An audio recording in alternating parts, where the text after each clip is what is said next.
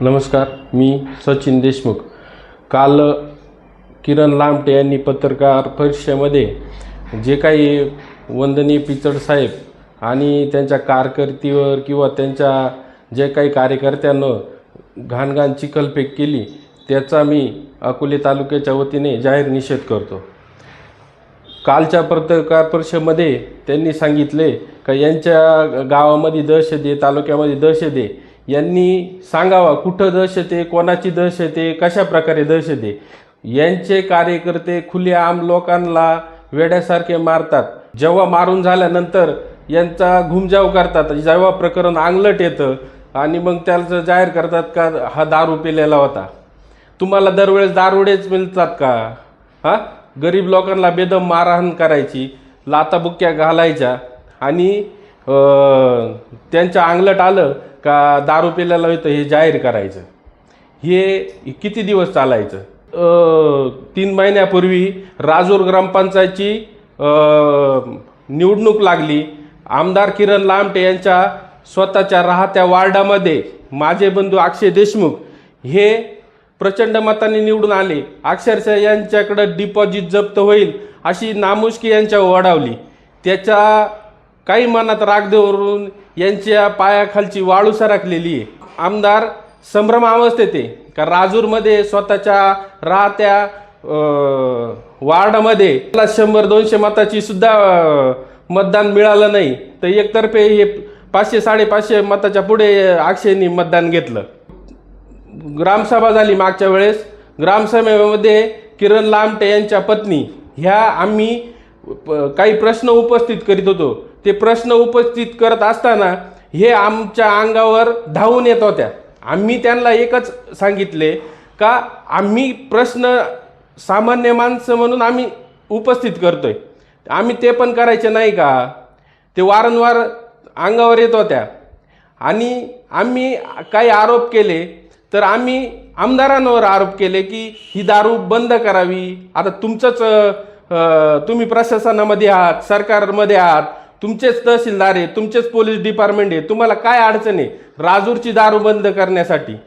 तर हे लोक अंगावर येत होते। मुकुंद लामटेंनी काही संबंध नसताना राजूर ग्रामपंचायतच्या ग्रामसभेमध्ये येऊन गोंधळ घातला। तिथं दादागिरीची भाषा केली, काही लोकांना आरोग्याच्या भाषेत बोलले। त्याच्यानंतर गावकऱ्यांनी त्याला हाकलून दिलं ग्रामसभेतून। मग ह्या गोष्टी जर तुम्ही दादागिरी कोण करतंय आज सामान्य जनतेला कळतंय ना, कोण दादागिरी करतंय, तालुक्यात कोण दहशत माजवतंय। आज काही व्हिडिओ आहेत ह्या लोकांचे, यांनी मारहाण केलेले। आमचं काही दाखवावं त्यांनी, आम्ही कोणाला मारलं, कोणत्या ते म्हटले ना काल दुकानदाराला मारलं, कोणत्या व्यापाऱ्याला मारलं, कधी कोणाला काय बोललो, सांगावा, पुढं आणावा, आम्ही ते मान्य करू ना आमच्यावर। आणि ग्रामपंचायतमध्ये एवढा मोठा भ्रष्टाचार झाला, एवढ्या मोठ्या निधी जवळजवळ तो माझ्या अंदाजे कमीत कमी 5-6 करोडच्या पुढे जाईल इतका मोठा हे, पण ते आज सिद्ध झालं। आमदारांनी स्वतः जावं गावामध्ये, ते राहतात त्याच गावामध्ये डोंगरसिंग नावाचं घर आहे, त्याच्या त्या दारामध्ये तिथून पुढे आहे का रस्ता मला दाखवावा। आत्ता चला सगळ्या मीडियावाले इथं आलेत, त्यांना पण विनंती आहे तुम्ही चला आणि बघा इथं आहे का रस्ता आहे का। यांना स्मशानभूमीच्या जाळ्या सुद्धा पुरल्या नाहीत, स्मशानभूमीच्या जाळ्या सुद्धा ह्या लोकांनी खाल्ल्या आणि सर्व जनतेला माहिती आहे ना, आम्ही सर्व दाखवलंय। यांनी ग्रामपंचायतचं दप्तर पाळवलं, बीडीओला काय फोन झाले, हा सगळा प्रकार आहे ना। याच्या व्यतिरिक्त सुद्धा ह्या कार्यकर्त्यांची, यांच्या सरपंचाची पाठराखण करीत असेल तर ही मोठी नामुष्की आहे आमदारांवर। हां, एक तालुक्याचा प्रतिनिधी असं हे वागणं शोभतं का? विनय सावंत यांच्या घरासमोर रस्त्याचे काँक्रिटीकरणाचे 2 वेळा बिलं काढण्यात आली। ते बिलं काढत असताना जे विनय सावंत हे राजूर विकास आघाडीचे अध्यक्ष होते, तेव्हा यांच्याच अध्यक्षतेखाली हा राजूर ग्रामपंचायतचा गाडा हाकला जायचा। तिथंच हे पूर्ण यांच्याच अध्यक्षतेखाली ही पूर्ण काही जी ग्रामपंचायत आहे ही चालवल्या जायची। अनेक ठिकाणी जे बिलं काढले त्यांचा भ्रष्टाचार झाला, तेव्हा हे झोपले होते का? काही हा पैसा कुठं गेला, कोणापर्यंत गेला, करोडो रुपयाच्या गाड्या कोणी घेतल्या, काय झालं? आजही बी राजूर गावामध्ये आम्ही पिढ्यानपिढ्या राहतो. आज माझा मोठा व्यवसाय आहे, हॉटेल व्यवसाय आहे, बाकीचे व्यवसाय मी काही सप्लायरचे व्यवसाय आहेत. आजपर्यंत मला गाडी बदलता नाही आली. माझी 10-12 लाखाची गाडी आहे, ती गाडी सोडून मला अजून गाडी घेता नाही आली. हे 6 वर्षात 8 वर्षात त्यांनी किती गाड्या घेतल्या, किती करोडो रुपयाच्या गाड्या घेतल्या हां. आणि हे दुसऱ्यांवर आरोप करताय. आज तुम्हाला सांगतो, हे ते म्हटले ना किरण लामटे का पिचडताईंनी गणपतरावांनी काही भ्रष्टाचार केलाय, तर तो हे एवढे सोपे नाही ना. यांनी काय केलं, जी आत्ता ग्रामपंचायतची चौकशी लावली ना, तेव्हा ही गणपतराव देशमुख आणि सर्वांची चौकशी झाली ना. याच्यामध्ये जी चौकशी झाली त्याच्यामध्ये सरळ सरळ हे पुरावे आहेत माझ्याकडं, यांची सुद्धा चौकशी झाली. वडिलांची, माझे वडील गणपतराव देशमुख यांची सुद्धा चौकशी झाली. या चौकशीमध्ये त्यांच्या जे काही चौकशीत निष्पन्न 0 रुपये आलाय घोटाळा, काहीच 1 रुपयाचा घोटाळा नाही.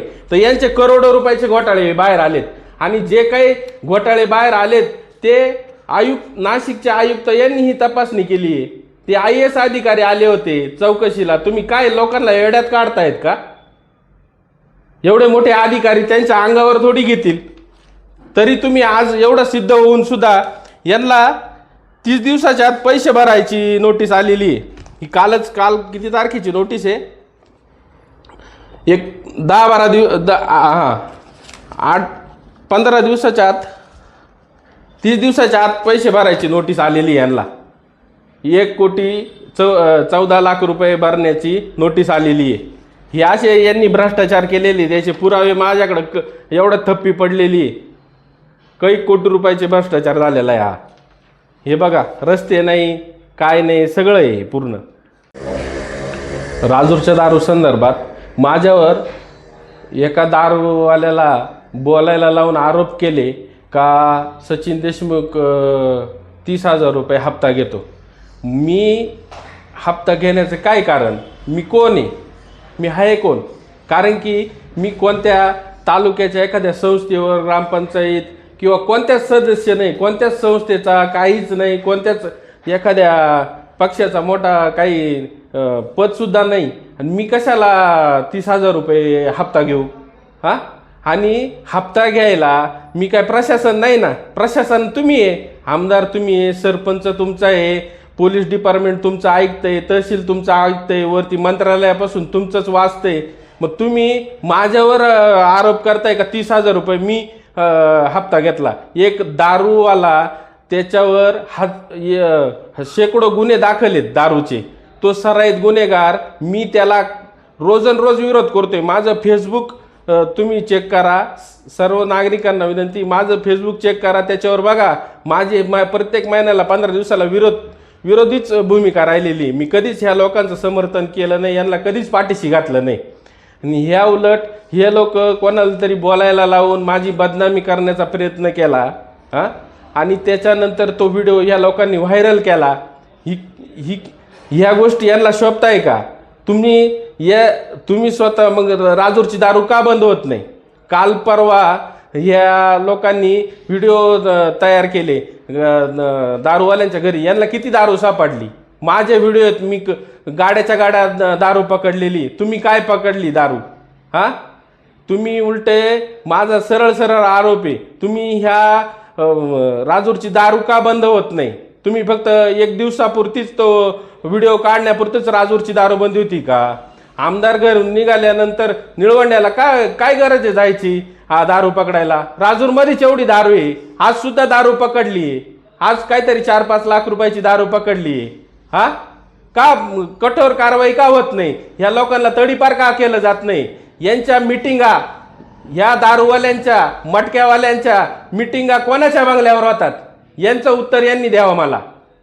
कोणाच्या बंगल्यावर होतात? नाही तर आम्ही तरी सांगू मग ते कोणाचे कार्यकर्ते आणि कोणाला आतून मिळालेले, कोण याचे पैसे खाते? सामान्य लोक जर हप्ता घेऊन दारू चालवायला लागले, ही कोणतं प्रशासन आहे का? मी कोण आहे? मी शासनामध्ये किंवा मी या गावामध्ये कोण आहे का मी हप्ता घेतला दारू चालू राहील? कमीत कमी आमदारांना तरी शोभायला पाहिजे का हे आरोप कसे करावं, त्याच्यात काही तथ्य आहे त्याच्यात बोला तुम्ही, बाकीच्या विषयांवर बोलू नका. त्यांना तर मी माझ्या फेसबुकवरती खुलं आव्हान केलं होतं का आमदार किरण लामटे यांनी राजूरची दारू बंद करावी. आणि मी विरोधक आहे त्यांचा, विरोधक जरी असलो तरी मी सरळ भावनेने त्यांना आव्हान केलं होतं का राजूरची दारू तुम्ही बंद करा, तुम्ही प्रशासनामध्ये आहेत, सरकारमध्ये आहे, ती दारू तुम्ही बंद करा, तुमचा आम्ही सत्कार करू, याच्यात वाईट काय. तर त्यांना राग आला, त्या रागातून त्यांनी माझ्यावर आरोप प्रत्यारोप चालू केले, त्यांचे लोक माझ्यावर सोडले. आजही मी रस्त्याने येताना जाताना त्यांचे लोक माझ्याकडे डोळवळ ओढ करून बघतात, ही कोणती पद्धत आहे. आणि त्याच्याच अनुषंगाने पुढं त्यांनी एक प्रकार केला. आज सर्व जनतेला माहिती आहे का, राजूरच्या जनतेला माहिती आहे का, माझं पृथ्वीराज नावाचं हॉटेल आहे. त्या हॉटेलमध्ये माझा स्वतःच्या जागेमध्ये, माझ्या वडिलोपार्जित जागेमध्ये तो व्यवसाय करतो मी. यांनी उलट काय केलं, माझ्या याच्यामध्ये नोटिसा काढल्या. एका कार्यकर्ता आहे पिंपरकण्याचा, त्याला तक्रार करायला लावली का हे जे बांधकाम आहे, हे हॉटेल जे आहे हे अनधिकृत आहे. आता तुम्ही सांगा, हे माझ्या बापाचं आहे का तुझ्या बापाचं आहे, हे कोणी हे केलंय, हा हे कशाच्या आधारे करतोय. आज मला नोटिसा देतोय. आणि यांनी आमदार कशासाठी असतोय, तालुक्याचे प्रश्न मांडायला, विकास करायला. यांनी काय केलं, हा विधानसभा आता चालू होती तेव्हा यांनी हे लक्षवेधी मांडली का हे हॉटेल पाडण्यासाठी. बघा लोकांनो, हे हॉटेल पाडण्यासाठी याने लक्षवेधी मांडली. आमदार कशासाठी असतोय. आणि लक्षवेधी मांडून आम्ही जो दारूला विरोध केला, ज्या लोकांचे कोणाचे हप्ते बंद झाले, कोणाचं ग्रामपंचायतचा भ्रष्टाचार उघडा पाडला, त्याचा राग मनात धरून ह्या गोष्टी केलेल्या आहेत. आज जर माझ्या सातबाऱ्यामध्ये ह्या गोष्टी होत्या, सातबारा आहे माझा स्वतःचा, त्याच्यामध्ये तुम्ही अधिवेशनात मांडता, हे कितपत योग्य आहे. आणि सामान्य जनतेला तर मला सांगावंसं वाटेल, आज तुम्हाला सांगतो, ह्या तानाशाहीच्या विरोधात, ह्या हुकुमशाहीच्या विरोधात कोणीही बोलू नका. का तर हे अशा तुम्हाला उद्या तुमचं घर पाडायच्या नोटीसा येतील. आज मी घरासाठी बांधकाम केलं, ते पाडायची नोटीस काढली, ही किती मोठी गोष्ट आहे. आणि ह्या आमदारकीचा गैरवापर चाललाय सरळ. या 40 वर्षात वंदनीय पिचड साहेबांवर विरोधकांनी खूप आरोप केले. अक्षरशः पिचड साहेबांना शाईफीक केली. कैक वेळा पिचड साहेबांच्या बंगल्यावरती आंदोलनं झाली. कोणी गलच्छ भाषेत बोलले असेल, पण त्यांना वंदनीय पिचड साहेब असतील, आमचे नेते आदरणीय वैभवराव असतील, यांनी कधीच त्या भाषेत उत्तर दिलं नाही.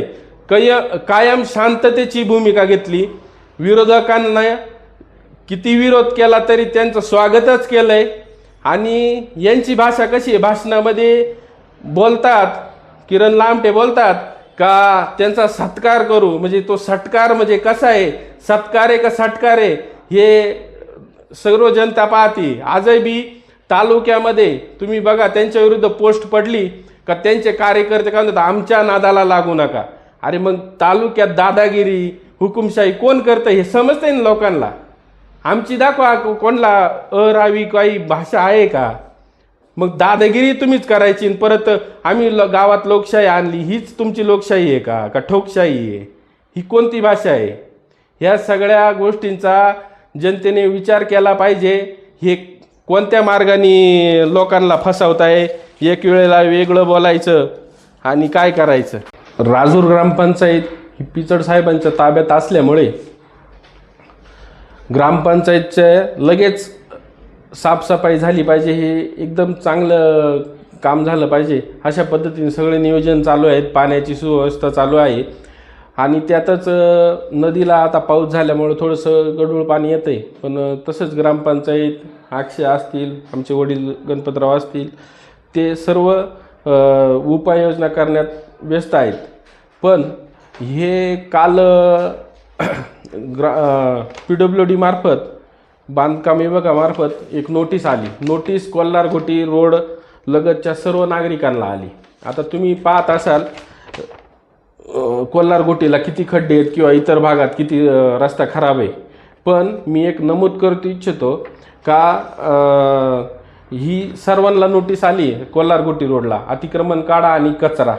आता तुम्ही बघा हे कचरा जे आहे ते मी पहिल्यांदा तालुक्यात बघतोय का PWD मार्फत कचऱ्याचं हे केलं अर्ज दिला जातोय का कचऱ्यामुळं अतिक्रमण होतंय.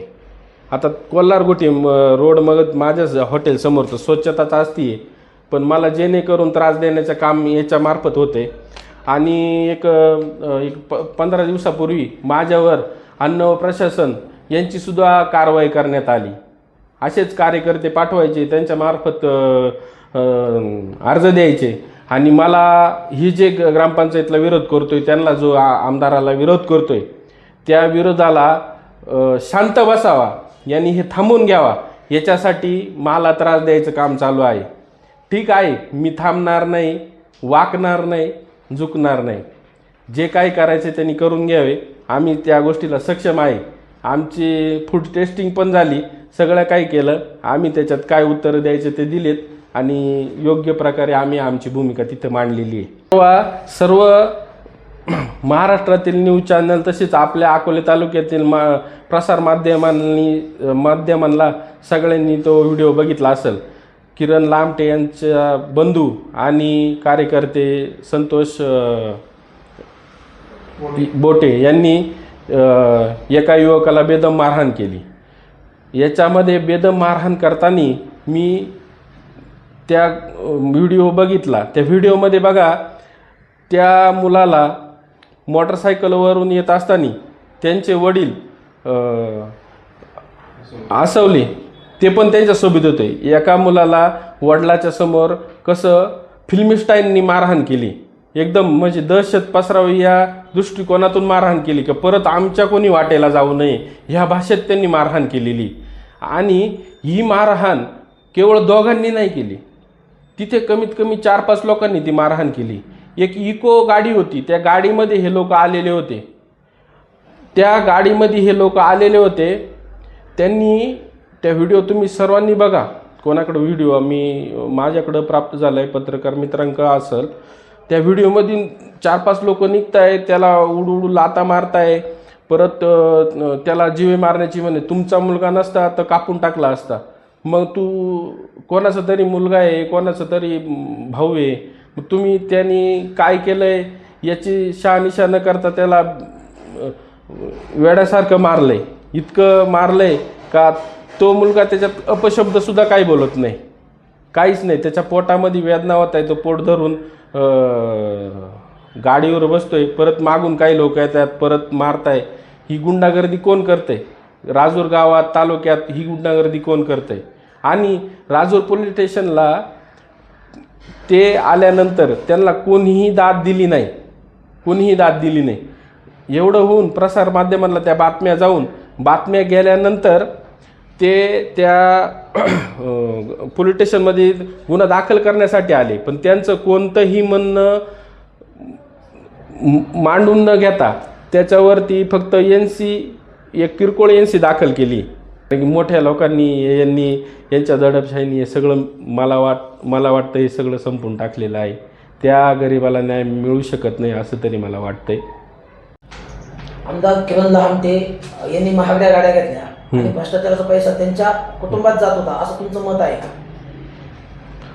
माझं मत असं आहे का राजूर ग्रामपंचायतमध्ये जवळजवळ 1,14,00,000 रुपयाचा भ्रष्टाचार झाला आहे. मग त्याच्या आधिपत्याखाली कोणी हा भ्रष्टाचार केला, कोणाच्या आशीर्वादाने केला? आणि आमदार लामटे 6 वर्षापूर्वी बुलेरोमध्ये होते. आज त्यांच्याकडं कमीत कमी आलिशान गाड्या आहेत, 5-7 प्रकारच्या आलिशान वेगवेगळ्या गाड्या आहेत.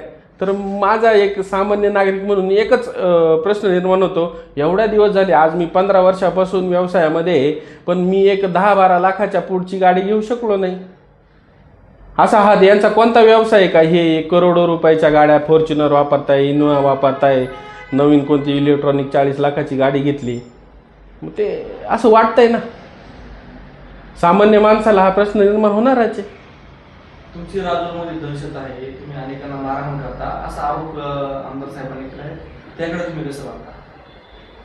माझी राजूरमध्ये दहशत कशावरून आहे? मी काय करतोय? मी कोणाला मारहाण केली? माझं आज बी मी फक्त दारूला विरोध करतोय. आज अनेक लोकांचे हप्ते बंद झालेत याच्यामुळे.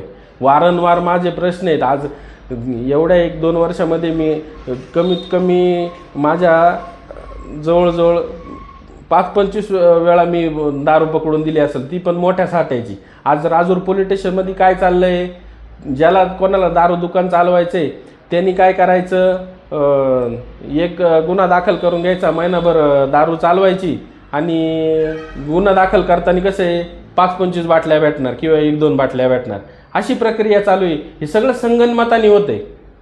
प्रशासन, सगळ्या गोष्टी हे सगळं संगनमताने चालू आहे. सामान्य माणसाला हे प्रश्न निर्माण होत आहे का हे काय चाललंय? मध्यंतरी आणि व्हायरल झाला, एक दारू विक्रेता म्हणतो सचिन देशमुखला आम्ही 30,000 रुपये हप्ता देतो. त्या व्हिडिओकडे तुम्ही कसं बघता? तुमच्यावर थेट हप्त्याचा आरोप केला गेला. हे बघा, मी राजूर गावामध्ये कमीत कमी 15 वर्षापासून व्यावसायिक आहे. आता ह्या व्यवसायामध्ये माझ्याकडून अनेक प्रकारांचे लोकांचे पैसे देवाणघेवाण घेतले जातात किंवा माझ्या सप्लायर्स मार्फत, माझ्या जे काही व्यवसायामार्फत केले जातात. आता याच्यामध्ये याचा माझा काही संबंध आलेला नाही आहे, पण जाणीवपूर्वक माझा कुठंतरी बदनामी व्हावी ह्या हेतूने ह्या गोष्टी केल्या जातात. आता याच्या मागची पार्श्वभूमी मी तुम्हाला सांगतो. काहीतरी 2-3 वर्षापूर्वी मी त्याच्या काहीतरी याला बिल्डिंग काहीतरी बांधकाम चालू होते, तेव्हा मी याच्यावर काहीतरी आर्टिफिशियल असं काहीतरी टाकलं होतं, JCPने काम केलं होतं. त्याच्या व्यतिरिक्त हे काही त्याच्याकडं आमच्या सप्लायरचे पैसे बाकी होते. त्या सप्लायरच्या पैसे बाकी असताना मी त्याला वारंवार आमचे सप्लायरचे लोक फोन करायचे का तू ते पैसे आणून दे, यांनी अशा लईक लोकांचे पैसे बुडवलेले आहेत. आणि साहजिक आहे, तर आम्ही काय बाबा, मी कोणत्या प्रशासनानं नाही का मी काय हप्ता घेऊन काय करायचं आहे त्याचं. आणि त्याच्यानंतर हा पैसे देत नव्हता. मी पोलीस स्टेशनमध्ये सुद्धा फिर्याद दाखल, NC वाटतं दाखल आहे माझी, का या अमुक विषयाने यांनी माझे पैसे देत नाही म्हणून. हे सगळ्या गोष्टी. आणि मला एकच सांगायचं आहे, पोलीस स्टेशनला विनंती आहे का यांनी माझं काही एवढ्या 2-3 वर्षामध्ये काही रेकॉर्ड असेल ना ते चेक करावं. त्याचे माझे कधी फोन आहे आयुष्यामध्ये, त्याचं काही आहे का माझं? तो म्हणतो, तो आरोप करत होता काहीतरी व्हॉट्सअपवरती फोन आहेत, त्यांनी दाखवावे. ह्या 2 वर्षामध्ये कधी माझे फोन आहेत का हे दाखवावे त्या चोरांनी. मला एक कळत नाही की तुम्ही म्हणता आम्ही दारू पकडून दिली, आमदारांच्या विद्यमान पत्नी त्यांनी पण दारू पकडली, आमदारांनी दारू पकडली, तरी सुद्धा मोठ्या प्रमाणात दारू साठे या ठिकाणी आहे. याला नक्की पाठबळ कोणाचं आहे? पाठबळ प्रशासनाचं आहे. प्रशासन आणि त्याच्या मार्फत जे काही इथली जी हुकुमशाही चालवली जाते, ही तानाशाही यांचीच आहे. सरळ आरोप आहे माझा. नाही तर तुम्ही आज सरकार तुमचं आहे, प्रशासन तुमचे दारू बंद करून दाखवावी. आजही माझं तेच आव्हान आहे. आमदारांचा मी सरळ मनाने शाल गुच्छ घेऊन सत्कार करील आनंदाने गावाच्या वतीने. आणि आमदारांचं काय मृणी राहील, त्यांनी दारू बंद करून दाखवावी. आज पण त्यांना खुलं आव्हान आहे. रील बिल काढून काय होणार नाही. तुम्ही फक्त रील पुरता दारू बंद करणार, हे ते करणार, काहीच उपयोग नाही. मला वाटलं होतं येत्या विधानसभेमध्ये हे दारूचा प्रश्न मांडून हे दारूवाल्यांचे ज्यांचे दुकान आहे ते पाडण्याची भूमिका घेतील. अरे आम्ही ग्रामपंचायतीला विरोध केला, भ्रष्टाचार उघड पाडला, तुम्ही आमचे बिल्डिंग पाडायला, आमचे घर पाडायला निघाले. म्हणजे तुमच्या आमदारकीचा तुम्ही किती गैरवापर करताय, सामान्य माणसाला किती छळताय. आज वंदनीय पिचड साहेबांनी उभ्या 40 वर्षात कधीच विरोधकाला हे दिवस दाखवले नाही. त्याच्यामुळे तुमची लायकी आज लोकांना समजती का काय लायकीचा आमदार आहे ते.